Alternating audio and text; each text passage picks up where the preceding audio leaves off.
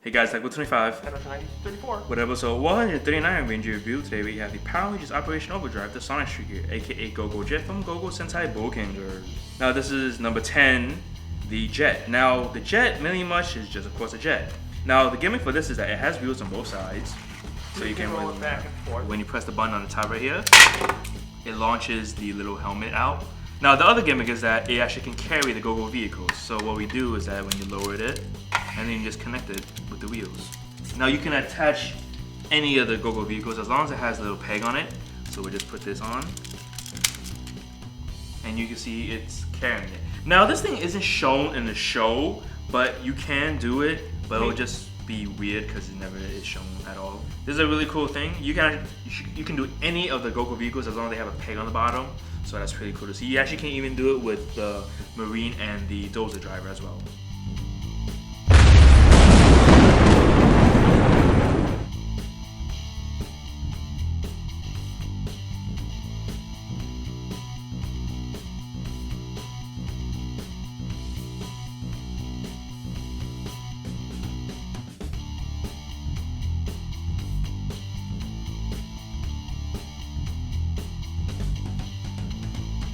So now we have the dual drive Megazord, aka Di-Tank-It. Now this formation, it was only used twice in the whole entire series. If you guys had the Acceler in the beginning and you can do the formation, you would think they said Boken Formation Part 2.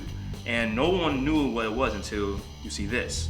This is mainly much just all 5 of the auxiliary Zords combined into his own Megazord. Now the maneuverability of that is just like the regular Zords, just the standard arm movement, and that's it. The legs are stationary because the jet's also stationary and you can't really move it from there. Yeah, the wheels don't really function as well as like say in super mode. Now when you compare both of them side by side, you can tell that Di-Tank-It's a bit bigger because of how wide he is. Side part is that the back, this little piece right here, it doesn't really do much, can't really do much. But I do like this formation because it's really a brilliant, bright vibe to it compared to this one where you will mainly much just see black, red, yellow, and white. Compared to this one, you see all colors.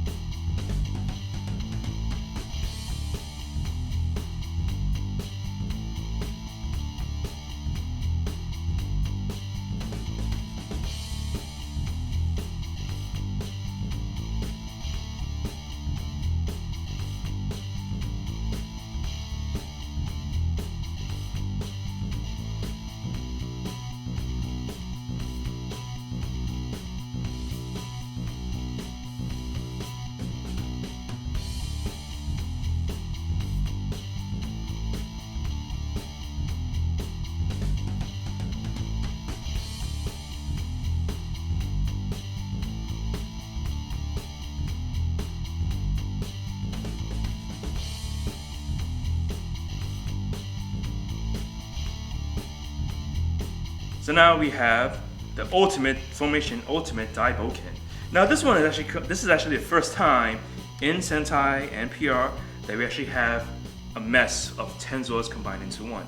And I gotta say, this thing works. Personally, I usually hate combo Zords because they usually end up looking like a total mess. G12, for example. But in this one, it has this sleek look. Even though there's 10 Zords on it all at the same time, it still looks like a person. It's not really movable, but except for the wheels and stuff, but it still looks pretty good. Just like the Super Formation, you still can move the legs. You can still pose them really well. So it's really good. You can still move the features on the arms and the drill and whatnot. Now, also a good thing is that you can store the weapons here. both the pickaxe and the shovel that combine to make the sword for the Jive Max Megazord. You can store them here, and they actually look really well. So if you're afraid of losing the weapons, just stick them on here and they look perfectly fine. Now the also good part is that the part where you actually hold these Zords, you actually can just have the shovel hold onto it like that. So you don't have to be like, hey, where would this piece belong? Just stick it in the shovel's arm and you're perfectly fine with it. It's a really nice display piece. I really like how all of them look together, and it just looks really, really nice for a 10 Zord combination. It looks really cool, and you also can move the head, just not by much, not like before, but it's still something at least.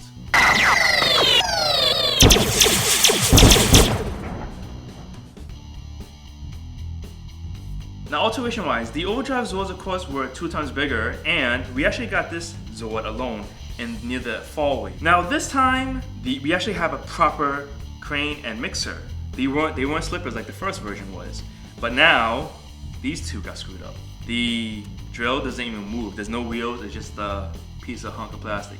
Same thing with the shovel. It was just in the standby mode. You couldn't really do much. The color, they did keep the stickers and the color on it, but the helmet, we added the lights and sound. So when you press the top, it does the rooming noise from the Bowcanger stuff. But the head cover lost the yellow paint on the underside. Most of the retractable wheels were removed. The drum front lost a gray nozzle. The red strip was there but lost a gray detailing, and the rotating feature was lost. Of course, you still can't open this up, sadly. And the crane, we actually had a red piece instead of super formation of it. Now the back, of course, where the jet stream is, the red paint is actually missing. The colors on the chest piece where you put the ultimate formation, they changed the yellow to a more brighter yellow. And it's just solid yellow. The wing cannons were painted silver, and the wing edge was painted black. The ultimate helmet side tail blades don't have their red stripes, and the ultimate helmet visor was changed to gray. The engine bottoms don't have their black stripes. The little piece that will actually hold the GoGo to transport the GoGo vehicles was actually removed. We never actually We don't have that feature at all in the US version. And the other feature that was removed was the popping feature where you could launch the helmet. Another thing that was changed was that the windows were painted in an all. So really much in order to have a really, really good ultimate Drive Max, you would have to buy all 3 Drive Maxes, which to me was a really, really big waste because the first version of the Drive Max, which is the Dive Vulcan, then you got the second version with the black dump and the good drill and shovel, but you had the crappy mixer and crane. Then when you got the dual Drive Max, you got the correct version of these two, but then you got the crappy version of these two. And even then, with the enlargement, it didn't really look that good anyway in a way, but if you couldn't afford certain things, then I guess that was a good alternate to it compared to the Japanese one.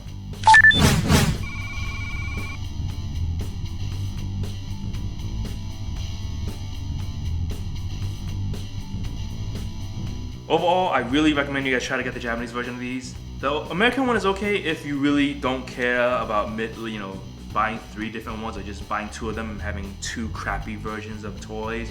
We never actually got the Flashpoint Megazord, so the dual drive was basically its replacement. Really much it is, but we did release the Mission Response Flashpoint truck. My favorite parts of the Bowcanger line is that it combined the 10 Zords for the very first time, celebrating its 30th anniversary of the series, and it didn't look as horrible as, say, G12. But yeah, that's it for a review of the Sonic Shrieker. Join us next time for the Power Rangers Mega Force, the Gosei Mobile, and the Blaster. Become subscribed, and we'll see you next time.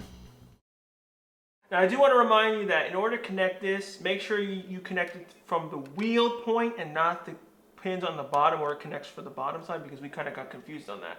Now you can also do this little mode, this little gimmick mode, but I would not suggest you guys do it because it's really weight heavy, so it doesn't balance out from the front to the back. But this is just a random mode that you can do just because it can connect to the little racer car on the front. So it looks really odd like this, but you can actually do it. So this is just like a little random mode that you can just randomly do.